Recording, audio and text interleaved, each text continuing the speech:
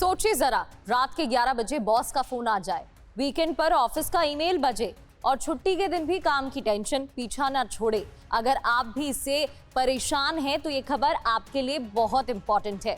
लोकसभा में पेश हुआ है राइट टू डिस्कनेक्ट बिल 2025, जो सीधे आपकी वर्क लाइफ बैलेंस से जुड़ा हुआ है। एनसीपी सांसद सुप्रिया सुले ने लोकसभा में एक प्राइवेट मेंबर बिल पेश किया है। नाम है राइट टू डिस्कनेक्ट बिल 2025। इस बिल का मकसद साफ है, कर्मचारियों को ऑफिस टाइम के बाद काम से जुड़े कॉल, मैसेज और ईमेल से कानूनी तौर पर आजादी देना। सबसे पहले समझते हैं कि राइट टू डिस्कनेक्ट बिल आखिर है क्या। इस बिल के अनुसार हर कर्मचारी को यह अधिकार होगा कि वो वर्किंग आवर्स के बाद काम से जुड़े किसी भी फोन कॉल, ईमेल, व्हाट्सएप या मैसेज का जवाब देने से मना कर सके। यानी ऑफिस टाइम खत्म तो ऑफिस का काम भी खत्म। बॉस का कॉल हो या मैनेजमेंट का मेल, कर्मचारी पर जवाब देने की कोई कानूनी मजबूरी नहीं होगी। साफ शब्दों में कहें तो अब ऑफिस हमेशा ऑन वाला कल्चर खत्म करने की कोशिश होगी। अब बात करते हैं इस बिल के सबसे सख्त प्रावधान की। अगर कोई कंपनी या ऑर्गेनाइजेशन इस कानून का पालन नहीं करती है तो उस पर जुर्माना लगेगा। उनके सभी कर्मचारियों की कुल सैलरी का 1%, यानी अगर किसी कंपनी की मंथली सैलरी बिल लाखों का या करोड़ों में आता है तो जुर्माना भी उतना ही भारी पड़ेगा। बिल में यह भी प्रस्ताव है कि हर संस्थान को स्पष्ट वर्किंग आवर्स पॉलिसी बनानी होगी। कर्मचारियों को यह बताना होगा कि कब वो ऑन ड्यूटी है और कब ऑफ ड्यूटी है। आज के डिजिटल दौर में वर्क फ्रॉम होम, मोबाइल और इंटरनेट ने काम को 24/7 तो बना दिया है।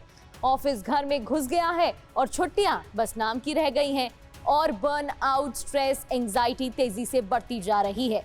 सुप्रिया सुले ने सोशल मीडिया प्लेटफॉर्म एक्स पर लिखा, इस बिल का मकसद डिजिटल कल्चर से होने वाले बर्न आउट को कम करना और कर्मचारियों को बेहतर क्वालिटी ऑफ लाइफ प्रोवाइड कराना है। मतलब सिर्फ नौकरी नहीं, जिंदगी भी जरूरी है। एक अहम सवाल, क्या ये सरकार का बिल है? जवाब है नहीं, ये एक प्राइवेट मेंबर बिल है। मतलब लोकसभा और राज्यसभा दोनों के सांसद जनहित के मुद्दों पर ऐसे बिल पेश कर सकते हैं।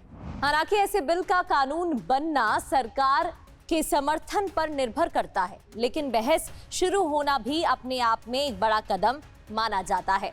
भारत पहला देश नहीं है जो इस दिशा में सोच रहा है या आगे बढ़ने की बात हो रही है। फ्रांस, जर्मनी, स्पेन जैसे देशों में राइट टू डिस्कनेक्ट पहले से लागू है, जहां ऑफिस टाइम के बाद कर्मचारी को काम के लिए बाध्य नहीं किया जा सकता। अब वही मॉडल भारत में लाने की कोशिश है।